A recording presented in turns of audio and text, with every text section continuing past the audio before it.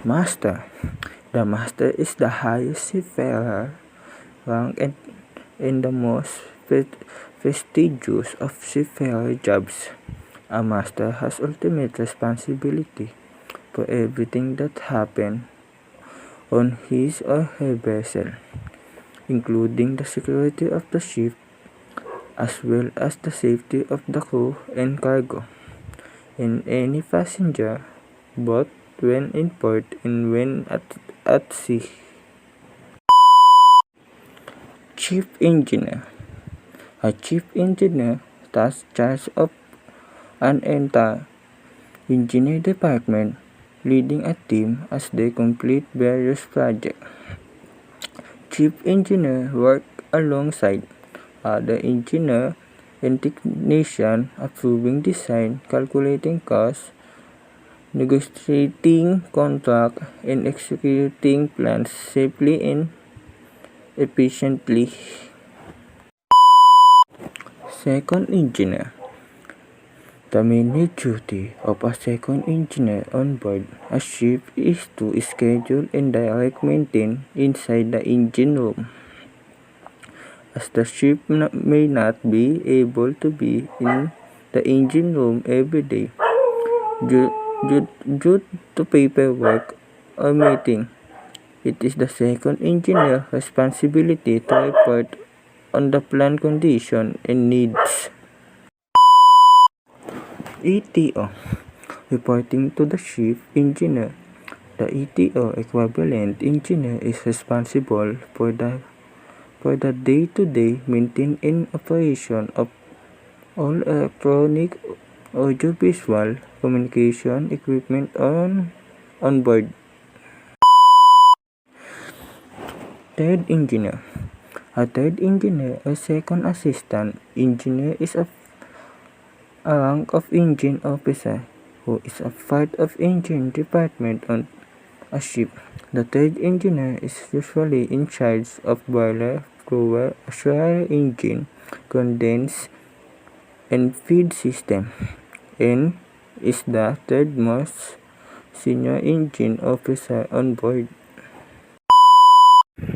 The fourth engineer. The fourth engineer is in charge of purify, compressor, and machinery others than maintain engine, auxiliary engine, and boiler.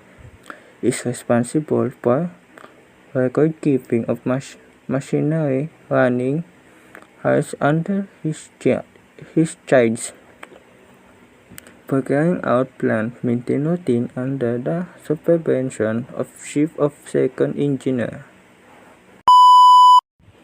FITA.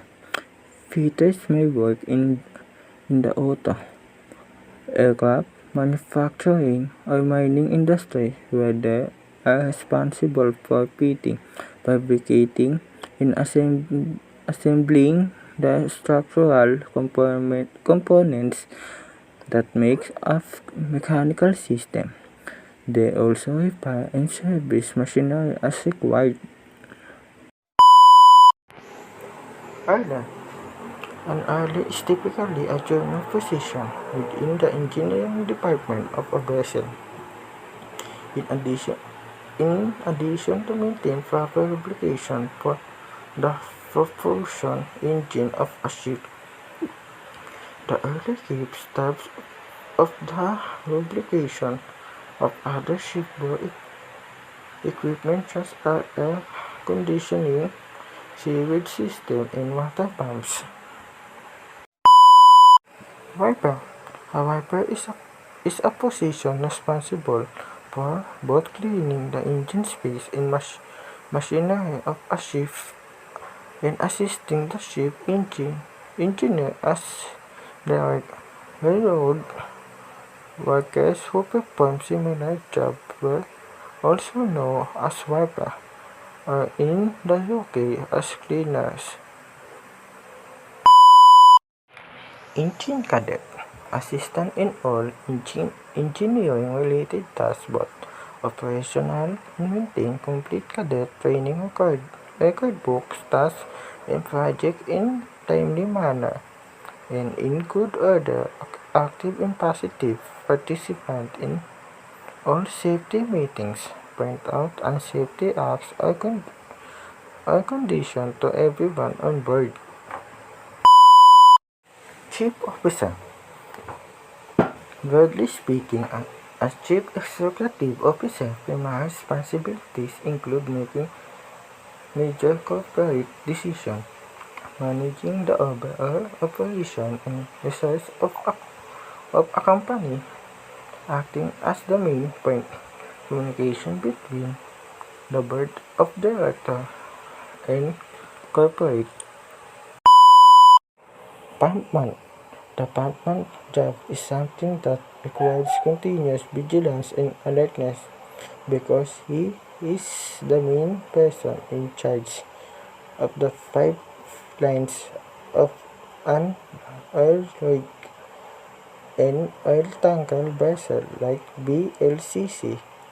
His job is to ensure that all the cargo's oil and drilled oil flows smoothly into likewise pipes and is collected as required. Second officer. A second officer mate is the, the navigator on a ship. The responsibility lies in the safety and efficient voyage of the ship, or route planning, chart and publication, correction, bridge equipment, and keep and maintain are the responsibility of the second mate. Third officer. A third officer or mate is the first stepping stone as a licensed officer. The responsibilities of a third mate or mate is to stand bridge watching and pilot the vessel to and from harbor or job site using all navigation means. Bosun. A boatswain, also known as a bosun, is the senior crewman of the deck. He is the responsible for the ship hull and all in its components, including staging, anchor, cables, sail, deck maintenance, and small boat operation. The boatswain is designed the warrant officer in the Navy. EB or able seaman. An EB day worker performs general maintenance, repair, sanitation, and upkeep of material, equipment, and areas in the deck department. This can include maintenance of the ship mental structure, such as shipping, scrapping, cleaning, trimming, and painting. OS or ordinary seaman. The ordinary seaman is an unlicensed and entry-level member of the deck department crew.